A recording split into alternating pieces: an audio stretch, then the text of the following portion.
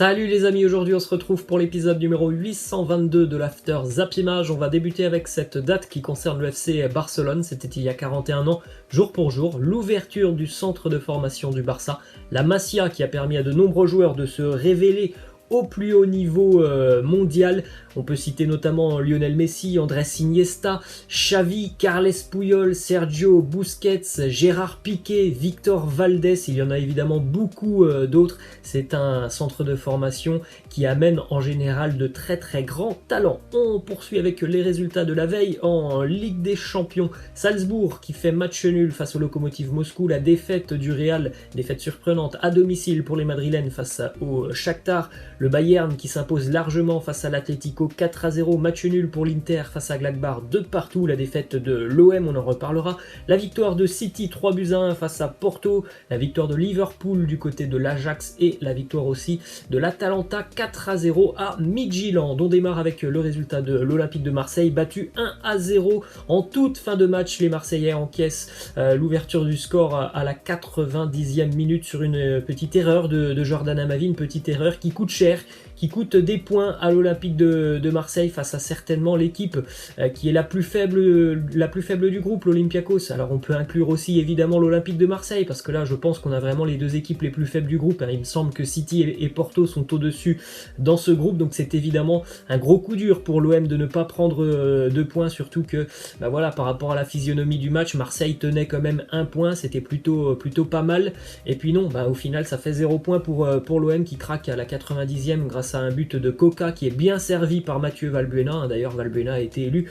homme du match. L'OM a fait plutôt globalement une bonne première période et puis ils ont été quand même beaucoup plus en difficulté en seconde mi-temps, souvent sauvés par Steve Mandanda, par le poteau aussi, donc vraiment c'est assez logique au final à cette défaite de l'OM sur la seconde mi-temps. On a des statistiques pour Dimitri Payet qui était certainement l'un des plus mauvais Marseillais hier. Franchement, Dimitri Payet, je pense que ça serait pas immérité qu'il aille faire un petit tour sur le banc de touche phocéen. Il n'apporte rien à l'Olympique de Marseille et en plus de ça, ça se voit directement, il n'est pas en condition physique pour aider son équipe.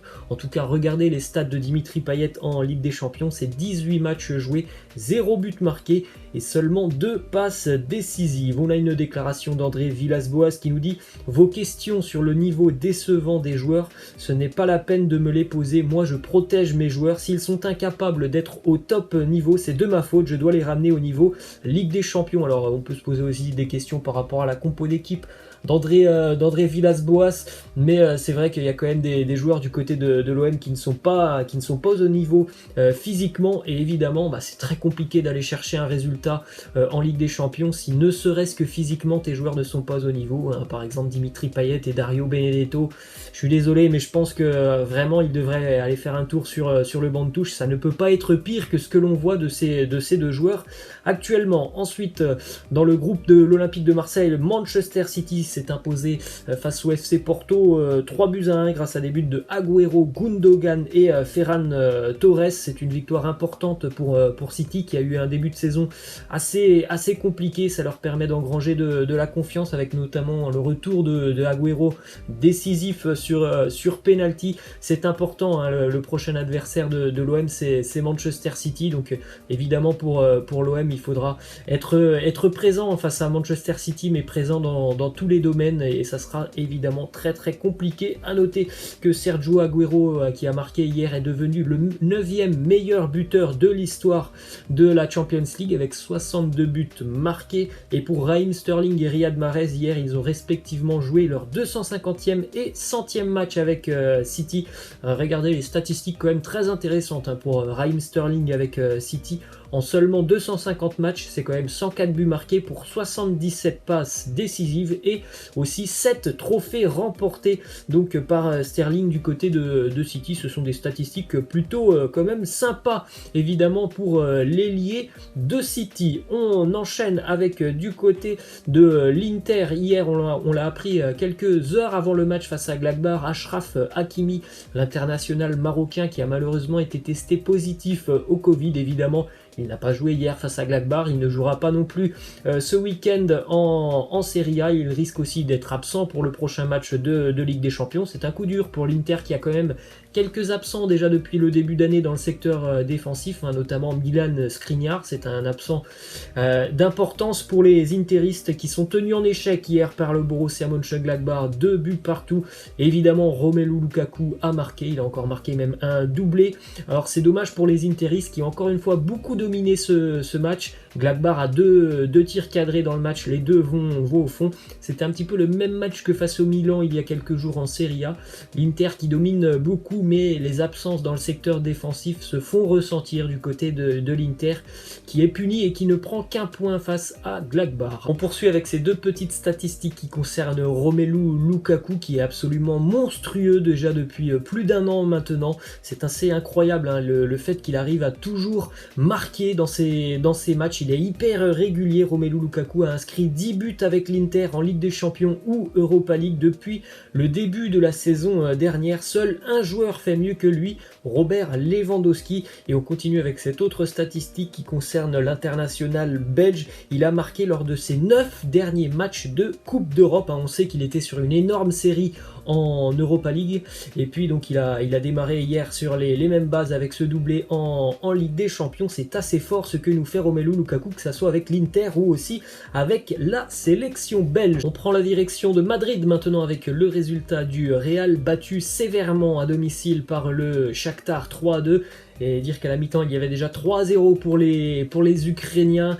Le Real évidemment est passé complètement à côté de sa première mi-temps. Il y avait des choix un petit peu surprenants de la part de Zinedine Zidane. Il n'y avait pas de Ramos, ça se ressent tout de suite sur le terrain. Il n'y avait pas de Benzema, ça se ressent aussi tout de suite sur le terrain. Pour ceux qui veulent beaucoup plus d'infos sur ce match, vous pouvez regarder le débrief qui défile juste au-dessus de moi. On a cette déclaration de Luka Modric qui nous dit: nous n'avons pas été à la hauteur en première période, nous avons mieux joué après, mais ce ne fut pas suffisant pour égaliser, voire remporter ce match. Il est clair que l'on doit s'améliorer.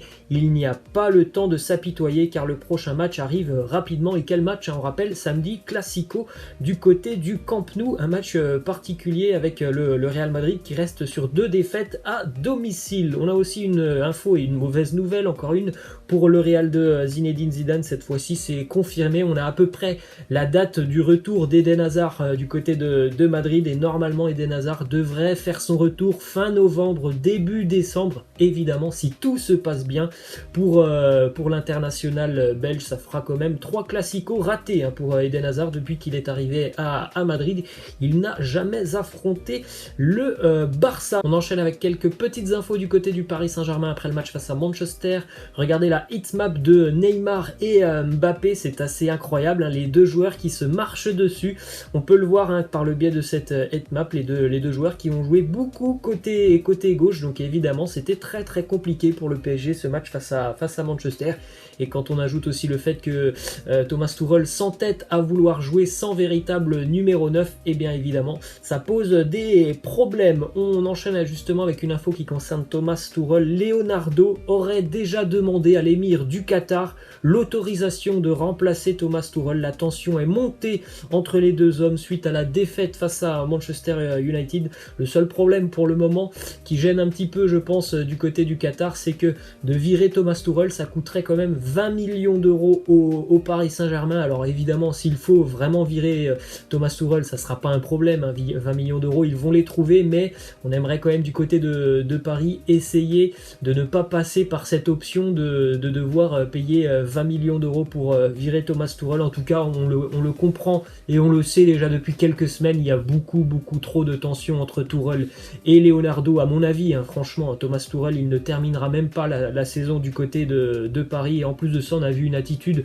de Tuchel face à Manchester vraiment très spéciale pour lui, qui normalement est un entraîneur qui est assez démonstratif sur le banc de touche. Il parle beaucoup à ses joueurs, il est souvent debout.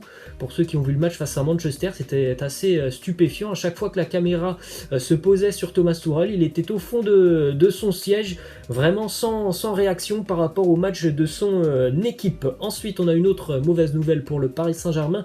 Idrissa Gueye qui souffre d'une déchirure déchirure au niveau des ischio-jambiers. Il devrait rater plusieurs semaines de compétition. Une déchirure au niveau des ischio-jambiers, à mon avis, hein, ça sera un bon mois déjà d'absence pour Idrissa Gueye. On continue avec cette info qui concerne Paul Pogba qui depuis quelques semaines entre en cours de jeu avec Manchester ou avec l'équipe de France. C'était face à la Croatie, on s'en souvient de cette passe magnifique pour Lucas Digne sur le côté qui amène le deuxième but donc de Kylian Mbappé. Face à Newcastle en Première Ligue, il est entré en cours de jeu à la 69e, il y avait un partout, score final 4-1 et puis 67e il entre aussi en cours de jeu face au PSG. Ça se termine à 2-1. Il y a un effet Paul Pogba qui apporte sur ses entrées en jeu. On enchaîne avec le résultat du champion d'Europe, le Bayern Munich qui s'impose 4-0 face à l'Atlético Madrid avec un très bon Kingsley Coman, auteur d'un doublé plus une passe décisive, un but aussi pour Corentin Tolisso et un but pour Leon Goretzka. On parle quand même de l'Atlético Madrid qui est considéré comme l'une des meilleures défenses au monde. Regardez d'ailleurs cette déclaration d'Hansi Flick, l'entraîneur du Bayern, c'était quelques heures avant le match, il nous dit ils ont la meilleure défense d'Europe. Pas de problème pour le Bayern qui vient en passer 4 à l'une des meilleures défenses d'Europe en étant vraiment impressionnant, hein, parce que le Bayern a dominé beaucoup ce match.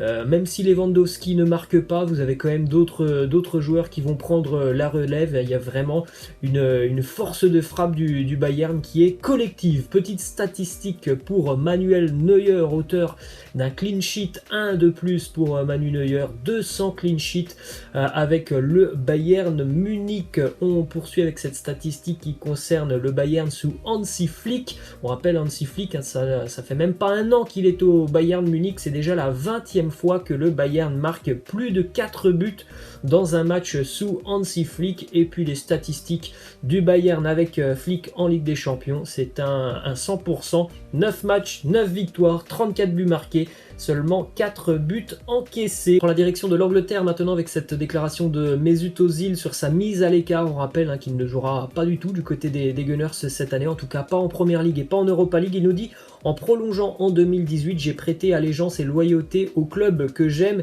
et cela me rend triste de voir que ce n'est pas réciproque. Comme je viens de le voir, la loyauté, c'est une qualité difficile à trouver de nos jours. Alors personnellement, moi je veux bien comprendre que Mesut Özil, ce ne soit plus le joueur que l'on ait pu connaître il y a quelques années, mais de là quand même à l'écarter totalement du groupe, je trouve ça quand même très dur pour l'international allemand. Et on termine les amis avec les deux affiches en Europa League ce soir qui concernent les clubs français. L'OGC Nice se déplace à 19h du côté de la Bayer Arena de Leverkusen, un match compliqué évidemment pour les Aiglons.